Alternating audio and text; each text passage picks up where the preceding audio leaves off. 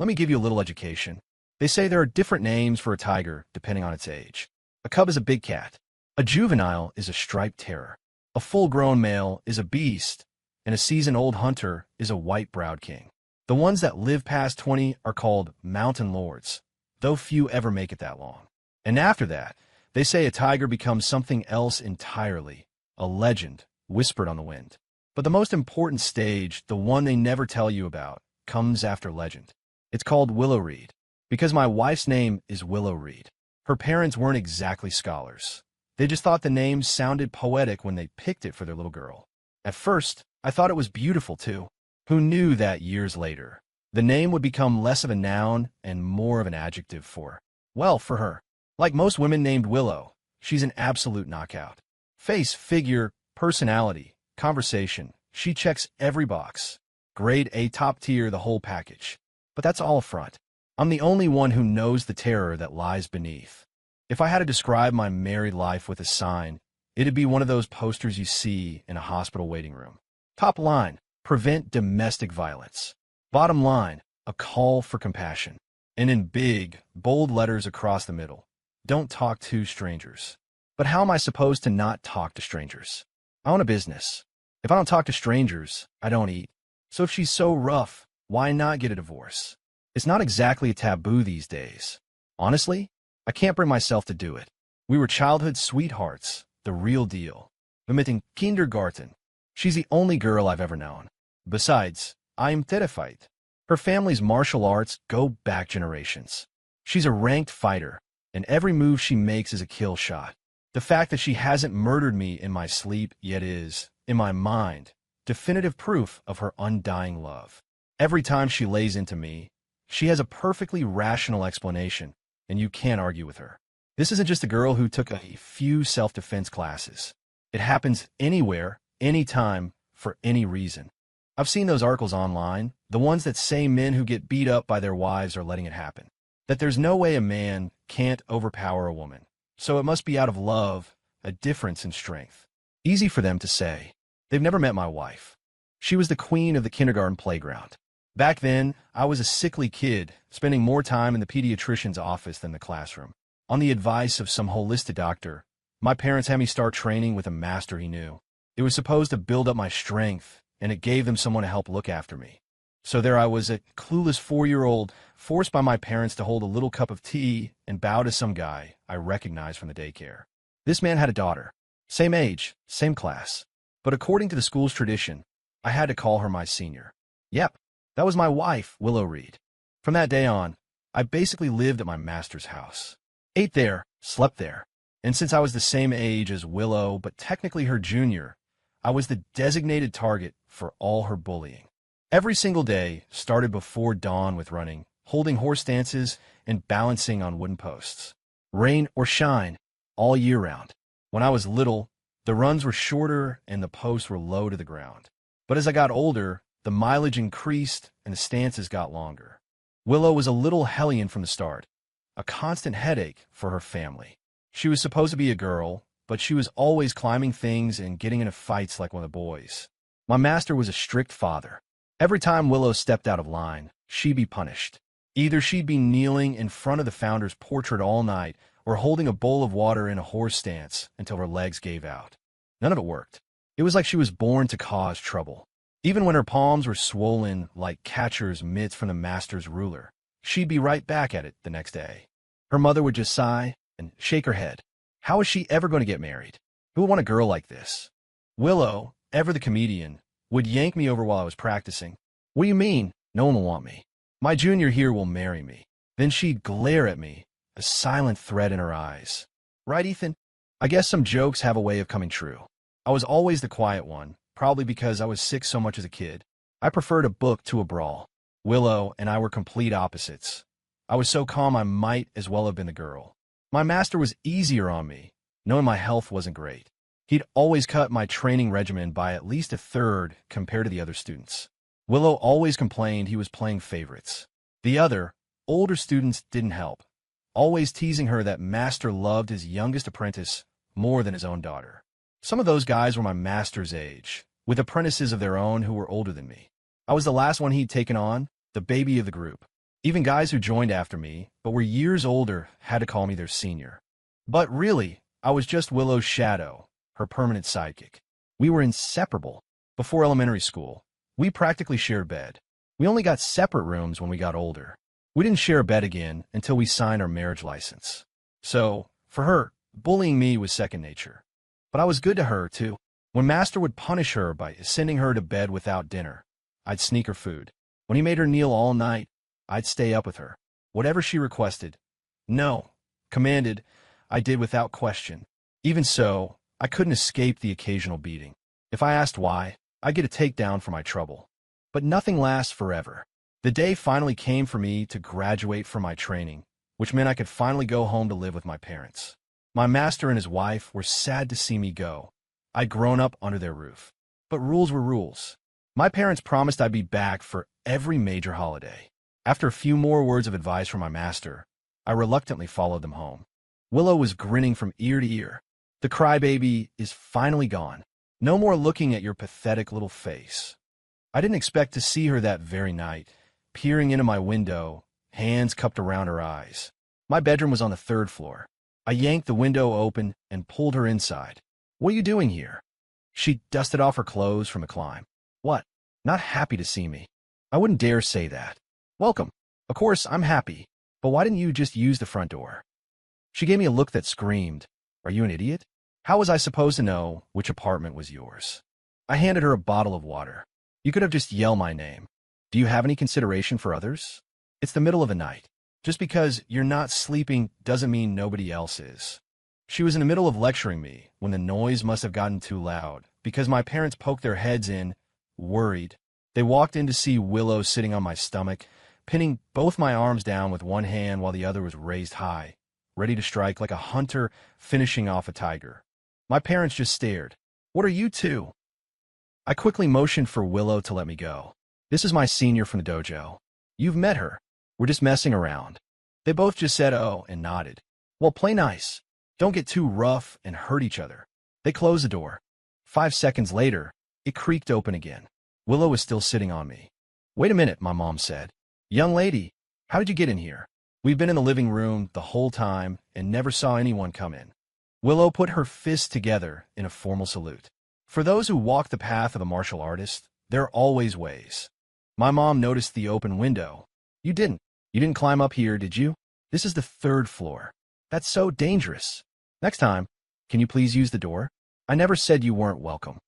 I don't know if Willow was being a smartass or just being herself, but she replied, "I'll try." My master had to come over in the middle of the night to drag her home by the ear. Even though we weren't living under the same roof anymore, we were still in the same class at school. People there didn't know our history. All they saw was Willow pushing me around and me never fighting back. It gave everyone the wrong impression, that I was an easy target, a guy who couldn't even handle a girl. So one day, 3 of the school's resident tough guys cornered me. "Do I know you guys?" I asked. The leader, a kid named Mark West, smirked. "My allowance got cut off. Figured you could lend me some cash." "Lend?" I said. "I doubt you have any intention of paying it back." Another one, Kevin Jones, cracked his knuckles. "We're taking it. What are you going to do about it?" "Sorry," I said. "I'm broke." Kevin's fist tightened. "You want a beating, kid? Don't you know who we are? You don't even know who you are? And you're asking me? That's just sad." The third one, Shane Price, lunged at me. "You're asking for it." 5 minutes later, the 3 of them were on the ground, nursing bruised faces and admitting they were wrong. The only thing wrong with me was a little dirt on my shirt cuff. After that, they wouldn't leave me alone. They insisted I was their new leader, their boss. They started following me everywhere. But they couldn't stand seeing their new boss getting pushed around by a girl, so they decided to confront Willow on my behalf. The end result was Willow showing them, in front of half the school, why you don't mess with her. And just like that, she was a legend. Everyone knew Willow Reed was not to be trifled with. They say a girl changes a lot in her teens, and Willow blossomed. She became stunningly beautiful, with guys lining up to ask her out. She got more love letters than a pop star, and she made more money selling the paper they were written on to the recycling center than her dad gave her for allowance. We finally went to different colleges, though still in the same city. But they were on opposite sides of town, so seeing each other was tough. It didn't take her long to get a reputation on her new campus. She sent some senior who wouldn't take no for an answer to the emergency room. Her dad had to pay a hefty sum to get the guy to drop the charges. When I went back for my master's birthday, I found Willow doing a headstand in the corner, getting chewed out. "I taught you martial arts to build character and protect the innocent," he said sternly. "Not so you could go out and be a bully." I was just messing with him. I barely touched him. The guy was a twig. "You're more durable than he is, Ethan." Besides, he had no honor. Who calls the cops over something so small? I beat up Ethan all the time, and he never even tattles, let alone calls the police. My master's face turned red. He grabbed his teaching cane, still talking back. His wife gently stopped him. "It's your birthday. All the students are here. Don't get worked up over this. Once she's married, her husband can deal with her." He tossed the cane aside. "You spoil her rotten. A husband? What man would be brave enough to marry this girl?" Willow just scoffed from her corner. "If no one marries me, fine. It's not like I can't survive on my own." That's when Daniel, the oldest student, spoke up. "I think Ethan would be a good match.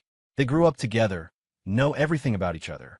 And I seem to recall Willow saying when they were little that they were going to get married. You could say it's a pre-existing engagement. I'm pretty sure Daniel has a secret grudge against me. I just can't remember what I ever did to him." Suddenly, I was the center of attention.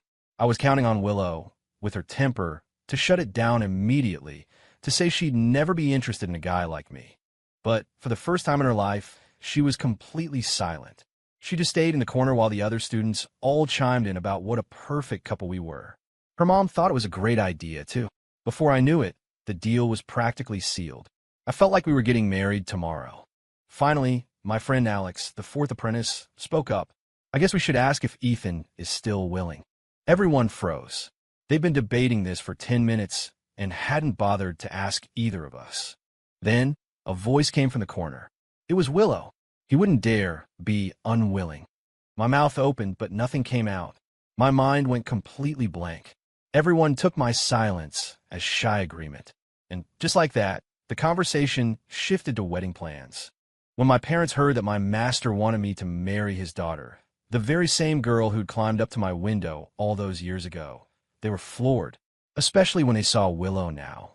She was a completely different person. I don't know if it was an act, but in front of my parents, she was the picture of grace and elegance. And that was that. Willow Reed officially became my fiancée. Both our families agreed we'd get married after graduation. She started visiting me at my college, making it very clear to everyone that I was hers. My roommates told me how lucky I was to have such a beautiful girlfriend. Only my 3 followers, Mark, Kevin, and Shane, were worried about my future. Mark handed me an apple. "Boss, she pushed you around this much before. What's going to happen after you're married? She's going to kill you." Kevin chuckled. "Nah, he's used to it by now. He's got a high tolerance for abuse." Shane just looked at me with pity. "Boss, before, if you couldn't handle it, you could go to your master or even call the cops. After you're married, it's not bullying anymore. It's domestic abuse, and nobody can help you then." They were joking, but the more they talked, the more I started to dread the wedding. But the day came, as it always does. I brought my 3 guys with me to pick up the bride. Her brothers from the dojo blocked the door, but after a few token cash-filled red envelopes, they let us in. One of my master's grad students, who went to my college, whispered to me, "Dude, you have no idea. Your fiancée has been standing on the balcony since dawn, watching for your car. She was terrified you were going to be a runaway groom. Her dad even told everyone to go easy on you, in case you change your mind," and bolted. I was so embarrassed. Was it really necessary? As if I'd dare. The dojo had a huge network, which meant a lot of guests and a lot of wedding gifts. Forget drinking toast with everyone. Even if it was just water, I would have thrown up. In the end, 2 of my apprentice nephews had to carry me back to the hotel room. I woke up in the middle of the night, my throat dry. I instinctively reached for the water on a nightstand. My hand brushed against something soft and warm. I shot bolt upright. The person lying next to me, the genetic fear hardwired into my DNA, almost sent me tumbling off the bed. My wife, Willow Reed, was propped up on her elbow, watching me. How did I end up married to you? I swallowed hard, my throat like sandpaper. Is it too late to regret this? Regret? I never do things I regret. But since our school has rules, I think our house needs some too. I put on my best smile. You name them. I'm all ears. She frowned. Why are you so far away? Get over here. Every cell in my body screamed no. I can hear you just fine from here. Her expression shifted. Do I have to say it again? I scrambled over until I was right next to her. Willow held up one finger. First, you have to be good to me for the rest of our lives. Naturally, I agreed instantly. She held up a second finger. Second, in this house, big or small, what I say goes. Feeling brave, I gently pushed one of her fingers down. I think that could be included in rule number 1. She slapped my hand away and held up 3 fingers. Third, when I'm talking, you are not allowed to interrupt. I nodded like a bobblehead, waiting for rule number 4. Instead, she asked me, do you have anything to add? Can I please have a glass of water? My throat feels like it's on fire. Willow waved a dismissive hand. Go on, go on. You have such a low tolerance for alcohol. We'll have to work on that. Can't believe I have to take care of you. I felt like I'd just been granted a presidential pardon. I threw on my pajamas and practically fled the room. Just as I reached the door, I heard her voice behind me. Come back soon. I can't sleep alone. I understood. At our master's house with so many students, space was tight. Aside from our master and his wife, all the apprentices shared rooms. When she was little, she shared a room with me. When she got older, she was with the other girls. Then in college, she lived in a dorm. She was never alone. Tonight, it was just the 2 of us. I took a long drink of water, feeling my soul return to my body. Babe, do you want anything to drink? I turned around. Willow was standing right behind me. I hadn't heard a thing. The glass nearly slipped from my hand, but she caught it just in time. My heart nearly flew out of my chest. Babe, I stammered. Why'd you follow me out here? She placed the glass on a nearby table. To see if you were bad-mouthing me behind my back. I clutched my chest. I would never. So you're just thinking it then? Absolutely not. My respect for you is like. She covered my mouth, then pulled her hand away. Shut up, and stop calling me senior from now on. I've been calling you that for over 20 years. It's a habit. You'd better break it. It makes it sound like I'm way older than you. What should I call you then? What do other people call their wives? Call me that. Other people? I've never really paid attention. You tell me what you want me to call you, and I'll call you that for the rest of my life. Willow thought for a moment, seriously considering it. How about baby? It's intimate. You call me baby, and I'll call you baby. I wasn't so sure. Isn't that a little cheesy? Are we still going to be calling each other baby when we're 80? She reached out and squished my cheeks. When we're 80, we'll be old babies. What, you don't like it? I love it. Absolutely love it. Let me hear you say it. I am naturally introverted. Saying it here, with just the 2 of us, was one thing. Shouting it across a crowded street, I'd die of embarrassment on the spot, even if someone laughed at something completely unrelated. Baby. She kissed me. Good boy. Now come back to bed. The next day, we went to visit her parents. We ran in her older brother, Leo. Hey, you're back, he said. Just bought a watermelon. Didn't expect company, so there's only 1 slice left. Here, you have it. He handed it to me. I immediately passed it to Willow, out of respect. It was no big deal, but I was genuinely thirsty from the alcohol leaving my system. After she was done, there was still a bit of red left on the rind, so I picked it up and started gnawing on it. Leo saw this, snatched the rind out of my hand, and threw it in the trash. He pointed at Willow. I let it slide when you bullied him as a kid, but you 2 are married now. Are you still pushing him around? Come here, you, and I need to talk. Willow waved her hands frantically. No, it's not like that. He's doing it on purpose. If there was one person in the world Willow was afraid of, it wasn't her parents. It was Leo. He was the only one who could ever control her. As he dragged her outside by the arm, she yelled back at me, "What are you doing? Explain yourself." Leo switched from pulling her arm to twisting her ear, threatening him right in front of me. You're not afraid I'll send you back for a refund, are you? After Willow repeatedly promised her brother she wouldn't bully me anymore, we finally went to see her parents. My master wasn't taking on new students anymore. In his spare time, he'd put on a pair of sunglasses and live stream on his phone. As we were about to go in, I remembered I'd left the gifts in the car. When I got back, I found my master and his wife sitting with stone-cold expressions, each scrolling through TikTok on their phones. The moment they saw me, their faces lit up and they rushed over. Are you tired? You drank a lot yesterday. What do you want for lunch? Have you missed us? Your family. You didn't have to bring anything. Willow glanced at the platter of fruit on the table. Hey, Leo said you had guests this morning and only one slice of watermelon was left. There's plenty of fruit here. Her father said, this is all for my youngest apprentice. Her mother was still good to her, though. She handed Willow a thick red envelope of cash. Willow, who had been sulking all morning, finally cracked a smile. Thanks, Mom. You're the best. Then her mom handed me an identical envelope. And this is yours. You've worked so hard for us our whole lives, I said, pulling a prepared wad of cash from my own pocket. We're married now, really grown up. It's our turn to take care of you. I handed the money to her mother. Mom, take this. I know it's not much. The smile on Willow's face vanished. At lunch, her parents kept piling food into my bowl until it was a small mountain. Dad, Mom, I really can't eat anymore, I pleaded. Her father looked displeased. What happened? You go to college and your appetite shrinks? Eat more. Willow said I need to strictly control my weight and not get too fat. Seeing the dark look on Willow's face, I immediately shut up and stood. I'll do the dishes. Her father pushed me back down into my chair. What are you doing? Let Willow do them. I was horrified. That's not right. We have an agreement. I do all the dishes at home. This is my house, he declared, which makes it your father-in-law's house.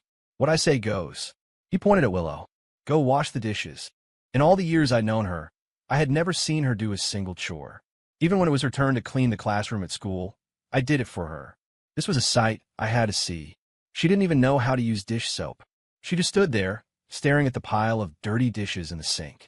Her father picked up a brick from the patio, and with a single punch, shattered it into pieces. Willow's dishwashing speed increased dramatically. We were at her parents' house for less than 3 hours before Willow dragged me out of there. The second we got home, my re-education began. Back in college, I'd had a knack for business. Mark, Kevin, and Shane weren't great students, but they were loyal. With their muscle, we started a moving company and made our first real money. I used that to open an advertising agency, starting with simple printing and flyers. By the time we graduated, it had grown into a full-fledged media company. We had our own magazine, a talent agency, and an event planning division, though our main business was still producing commercials and promotional videos for major corporations. We made a name for ourselves and won a few awards. Of course, none of it would have been possible without the encouragement of my dear wife. From the day I started the company, she took on a behind-the-scenes role. She'd always preferred short hair, but to fit the image of a corporate wife for media appearances, she grew it out. My master didn't mind me going into business, but he always wanted me to open a martial arts school to carry on our tradition. I'd mostly let my training slide since college, aside from hitting the gym to stay in shape. Plus, I knew nothing about running an educational institution.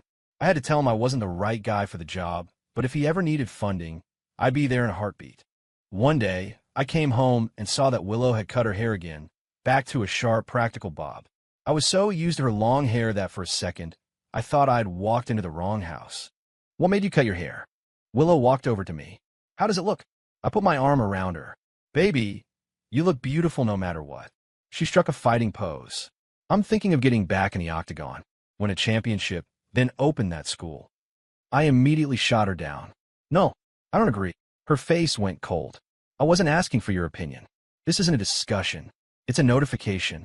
She'd been supporting my dreams for so long that I'd forgotten one of our wedding night rules.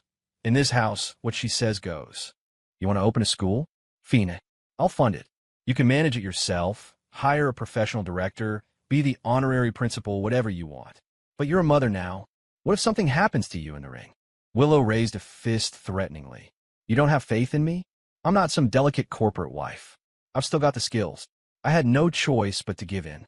I had Kevin find a few sponsors to host a local cage fighting tournament. Our company would handle the promotion and live stream it across all major platforms. I promised her that if she won the championship, I would unconditionally support her return to professional fighting. It was an empty promise, I thought, but she was supremely confident in her abilities. To keep her identity under wraps, I had all the fighters use code names. She chose the name Luna. When I asked her what it meant, she quoted an old poem. The willow on the river is like smoke. The wild geese fly under a waning moon. Shouldn't your name be Waning Moon then, not Luna? She shot me a look. That sounds so unlucky. A full moon in the sky outshines all the stars. I went to the office and told Mark the plan. He stared at me. You're telling me the boss's wife is going to fight in a tournament? Shane chimed in. What's the point? Isn't beating up the CEO of a publicly traded company enough for her? She needs to beat up other people, too? I shrugged. Maybe. In any case, I'm leaving this in your hands. They looked at each other, then back at me. Boss, that's a tough ask. The three of us were never great fighters, and we haven't been in a real fight in years. Cage fighting. We don't know the first thing about it. What have I always taught you? Leave professional matters to the professionals. Find some sponsors, then find some of the best fighters in the country. I want my wife to make it to the semifinals, give her a good run. In the early rounds, feed her some amateurs to let her have fun. But later on, swap in the real pros. Just make it look convincing. I stood up. And the most important thing, make sure she doesn't get hurt. Mark grinned. So you want us to rig the fights? Shane nudged him. It's not rigging the fights. It's a testament to the boss's love for his wife. The tournament went off as planned. Willow hadn't lost a step. She finished most of her early fights by knockout. When it came to the later rounds, the so-called pros didn't have to act. They genuinely couldn't beat her. I started to worry that she'd actually win the whole thing, which would mean she'd really go back to professional fighting. I called Kevin into my office. The final is coming up. Is the fighter you found reliable? Kevin assured me she was. The woman was a former strawweight champion in a major MMA league. Still, I wasn't convinced. I had him send me her file. A familiar face stared back at me from a screen. It was Chloe Vance. She had been Willow's roommate in college. They were as close as sisters. After I turned her down when she asked me out, she just disappeared. I never thought I'd see her again, especially not here. I needed to know what had happened to her all those years ago. So I got the address of the gym where she was training. She was in incredible shape, her body lean and powerful from years of discipline. The moment I saw her, I knew Willow was no match for her. Chloe recognized me instantly. Well, if it isn't my ex. Long time no see. She was still as bold as ever. What ex? I whispered, glancing around. Don't say that. We never dated. You could deny it all you want, but you were my first love. Can't change that. I waved a hand, trying to shut down the topic. She looked me up and down. So, did you come here looking for me specifically, or is this just a happy coincidence? I ignored her question. Are you confident you can win the final? Worried about me? You want to go a few rounds for old time's sake? I shook my head. No thanks. I'm just a businessman now. I'll let all go. I pressed on. What about you? When are you thinking of retiring? She did a couple of chest stretches. Depends on how my body holds up. It's not like I have anyone waiting for me. You must have seen my fights online and came looking for me, right? This match, I said, my voice low and serious. You have to win. Of course. I'm a champion. Chloe's eyes flickered to the entrance behind me. Is it your girlfriend? I turned. Willow was standing at the entrance to the training facility, watching us. My wife, I corrected. And my senior from the dojo. You know her. Chloe's eyes widened in genuine shock. Willow Reed, you actually married her? That's unbelievable. Willow walked over to my side, studying Chloe from head to toe. Chloe Vance? Is that you? Hey, old friend, Chloe said with a tight smile. Fancy meeting you here. Willow's fingers clamped onto my ear. Speed? Who contacted who first? Chloe sighed dramatically. Still treating him like this after all these years? I couldn't stand it back then, and I can't stand it now. Willow wrapped an arm around my neck, pulled me close, and planted a kiss on my cheek, marking her territory. He's my husband. I'll treat him however I want. How we act is none of your business. Chloe leaned against the ropes. He's one of a kind. Any other man would have divorced you years ago. No, he never would have married you in the first place. I have to wonder what kind of spell you put on him to treat him like this and still have him stick around. Willow rolled her eyes. You wouldn't understand. It's called love. I'd call it something else. That was it. Willow let go of me. It's been a long time, Chloe. You want to spar? Chloe let out a short, sharp laugh. Let's save it for the final. I wouldn't want anyone to say I was bullying you. Then she looked at me, a playful glint in her eye. Our eyes met, and my mind went blank until Willow was pulling me away. Chloe waved, and I could almost hear her say, see you later. In my heart, I silently replied, goodbye. Willow was not happy with me. Even though I had rejected Chloe's advances back in college, she was still convinced something was going on between us. Back then, Willow and I were just training partners. But the day she found out Chloe was interested in me, she stopped speaking to her. It was clear, even then, she thought I belonged to her. When we got back to our building, Willow was waiting for the elevator, a 20-liter water jug in each hand. "Let me get those," I offered. Instead, she just picked them both up and took the stairs. Kevin whispered to me, "The boss's wife is mad." Mark snorted. "No kidding. You can feel the anger coming off her in waves." A stray dog would get kicked just for walking by. Shane suddenly turned around. "Boss, I just remembered I have something to do at home. I'm going to head out." The other two immediately chimed in with their own excuses. So much for loyalty. They call me boss until there's the slightest hint of trouble. Then they run for the hills. When we got back to our apartment, Willow started cleaning. We'd had a housekeeper ever since the business took off, and before that, I did all the chores. Other than putting on makeup, I'd never seen her touch a broom.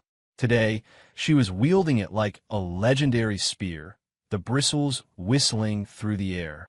If I hadn't kept my distance, I'm pretty sure she would have taken my head off. "Baby, I swear today was the first time I've seen her since college." "Who asked you?" she said, her voice like ice. "You can check my phone if you don't believe me." "You want me to check, so I'll check? What do you take me for? Besides, who knows if you have a burner phone or a secret account? The fact that you're so willing to let me look just means you already deleted all the evidence." I was speechless. "What are you talking about, evidence? You might as well just convict me and sentence me to death right now." Willow threw the broom down. "You want to die? Not that easy. You're going to tell me right now what you're hiding from me." "I swear on my life," I said, my voice full of anguish. "Since we got married, the longest I've ever been out of your sight is 3 hours. You know all my passwords, you manage all our money. What could I possibly be hiding from you?" Willow grabbed a handful of my hair. "You dare raise your voice at me? For the love of God, I'm innocent." I cried, grabbing her wrist. "Please, not the face. I have a business meeting tomorrow." Just as her fist was about to connect with my cheek, the phone rang, saving my life. I scrambled to answer it. "This is a very important call." Willow glared at me. "Put on speaker." I hit the speaker button, only then noticing it was an unknown number. Whatever I thought. If it buys me a few minutes for her to cool down, it's worth it. Then, I heard Chloe's voice from the speaker. "Are you free right now?" Willow's brow furrowed. She gripped my arm tighter, her eyes telling me to answer. I ignored her question and asked one of my own. "How did you get my number?" "After you left. I found out you're a big shot now," Chloe said smoothly. "That you're the one sponsoring this whole tournament. As one of the top contenders, it wasn't that hard for me to get a little closer to my new boss." Willow squeezed my arm, so hard my voice cracked. "Let's skip the getting closer part. Just focus on the fight." "Don't worry," Chloe said confidently. "I'm going to win." "Good. What's that noise? Are you busy?" I clasped my hands together, pleading with Willow with my eyes while saying into the phone, "Oh, I was wondering if you'd like to have dinner with me tonight." Willow's eyes were practically shooting fire. "I can't," I said quickly. "Some other time. Don't you want to know what I've been through all these years? Aren't you even a little curious?" That was the whole reason I went to see her. A conversation interrupted by Willow's sudden appearance. I was dying to know, but right now, not a chance. "No, not really," I said. "My curiosity isn't that strong. We barely know each other." "Is Willow with you right now?" Chloe said suddenly. "Is that why you can't talk? I'll let you go then." You can guess what happened next. The beating was the least of it. The next morning, Mark came by to drop off some files. He knocked on my study door. "Boss." "Don't knock." My voice came from behind him. "I'm out here." Mark jumped a foot in the air, then clutched his chest and handed me the folder. "Boss, looks like you're really getting your money's worth out of that hallway space, huh?" I sat up from my makeshift bed on the floor, annoyed. "Cut the crap. Is everything taken care of?" Before he could answer, the lock on the apartment door clicked. Willow stepped out. Mark's survival instincts went into overdrive. He practically teleported to the elevator, mashing the call button. "Morning, ma'am." Willow crossed her arms. "What's the rush? You just got here. A busy day. Flying out this afternoon. Early flight tomorrow. Gotta go pack." The elevator doors opened, and he dove inside, frantically pressing the close door button. Willow walked over and held out her hand. "What's that?" "Let me see." I held the folder back. "It's just some company stuff. Nothing you need to worry about, baby." "You're so afraid of me seeing it. What is it, something shady?" I sighed and handed it to her. I was trying to make it a surprise. She flipped through a few pages, then looked up at me, her expression softening. She pulled me to my feet. Did I hurt you? It's okay. I'm used to it. She wrapped her arms around my waist. You must have been freezing out here. Come inside. I'll make you some hot ginger tea. Don't wonder why she had such a sudden change of heart. The folder contained the complete project proposal for the Willow Reed Fighting Academy. This was the first time I had ever watched my wife fight in a real match. The two of them looked like they were there to settle a score that went beyond a championship belt. It was a battle for keeps. The ref gave a signal. The match began. The sharp ring of the bell shattered the tense silence. They circled each other, cautious, probing for an opening. Willow's eyes were laser-focused on her opponent's movements, but Chloe's gaze kept drifting over to me, a look that was part challenge, part old grudge, and part a dramatic, for my eyes only performance. He likes to see me in red. Chloe spoke first, her voice low but carrying in the quiet arena. She threw a feint, a jab that skimmed past Willow's cheek. He said it was hot like fire. My heart leaped into my throat. I clenched my fists, my nails digging into my palms. She was lying. I had never said that. I don't even like bright red. Willow always preferred cooler, calmer colors, and I'd long since adopted her taste as my own. Willow's face was a mask. She answered with a low kick that connected solidly with Chloe's thigh, making a dull thud. Chloe stumbled, the smile on her face faltering for a second. His closet is nothing but black and white, Willow said, her voice as calm as a frozen lake, but her attack was a storm. A flurry of punches drove Chloe back against the cage. I'm the one who organizes it. He never cares about colors, except for that one orange t-shirt I bought him that he said was too loud. Nice one, Willow. I screamed in my head. That's right. Show her who really knows me. Chloe leaned against the cage, catching her breath. Her eyes turned hard. Is that so? Then do you know about the small brown mole on his right butt cheek? She suddenly ducked low, shooting for a takedown. A bomb went off in my head. How could she possibly know that? It was something so private, something only. Willow reacted faster than I did. She stopped the takedown with a hard knee, but for the first time, I saw a flicker of something in her eyes. She glanced at me for a fraction of a second, but the question in that look was a needle twisting in my gut. How can anyone know about that unless they were intimate? A cold dread crept up my spine. This woman's mind games were terrifyingly deep. It seems, Willow said, her voice still steady, but her pace quickened, her kicks and punches landing like a drumbeat on Chloe's guard, that you've been paying attention to things that are none of your business. I'm just taking back what should have been mine. Chloe's voice was becoming hysterical, her counterattacks wild and emotional. He deserves a woman who loves him, not someone who treats him like a punching bag. If it hadn't been for you back then. There are no ifs. Willow cut her off, her voice absolute. She saw an opening in Chloe's defense and landed a heavy right hook on her cheekbone. Chloe grunted, her eyes losing focus. Her guard dropped. Now, Willow gave her no time to recover. She pounced like a lioness, a whirlwind of controlled fury. A left hook, a straight right, a devastating body blow. Chloe crumpled like a marionette with its strings cut, absorbing a torrent of punishment, barely able to protect her head. I forgot to breathe. I watched Willow, her profile etched in determination under the bright lights, sweat flying with every punch. Each blow was a statement, a defense of our life together. She wasn't just fighting for a title. She was fighting to erase the filth Chloe was trying to smear on our marriage. My chest filled with a painful, overwhelming mix of pride, guilt, and love. The referee saw that Chloe was defenseless and jumped in, pulling Willow off. The fight was over. Go. The winner, Willow Reed. The crowd erupted. Willow didn't celebrate. She stood in the center of the cage, chest heaving, her hair and clothes soaked with sweat. She glanced down at Chloe, who was being tended to by medics, and then her eyes found mine through the cage. There was no victory lap, no demand for an explanation, just exhaustion, and a look that said, we'll deal with this at home. Knowing I might get knocked out myself, I pushed through the cheering crowd and rushed to the octagon gate. The moment a staffer opened it, I squeezed inside. Willow turned to face me. I couldn't find any words. I just stepped forward and pulled her into a tight, desperate hug. She was hot and drenched, smelling of the fight and a faint trace of blood. I am sorry. I choked out the only words I could manage.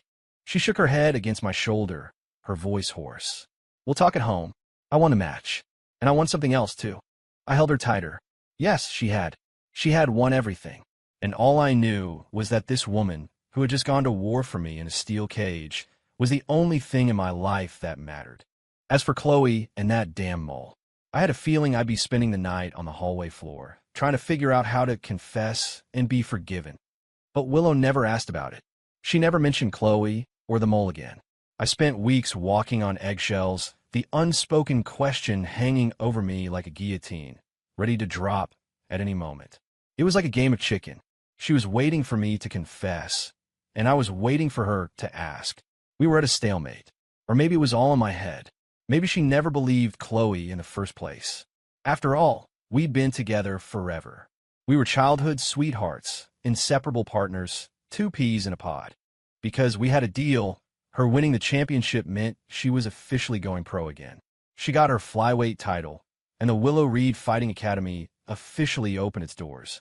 One afternoon, while Willow was packing away her gear from the fight, I walked to our bedroom door, holding our son. "Mama Tiger," he yelled, full of toddler bravado. I slammed the door shut. Hearing no explosion from within, I cautiously opened it again. "Mama Tiger," he shouted again, giggling. I shut it again quickly. He thought this was the best game ever. He squirmed out of my arms, pushed the door open himself, and yelled at the top of his little lungs. "Mama Tiger." This time, the door was locked from the inside. My son, a true survivor, immediately dropped to his knees in front of the door. "I'm sorry, Mommy," he pleaded. A master of tactical retreats, he was trying to appeal to her motherly instincts.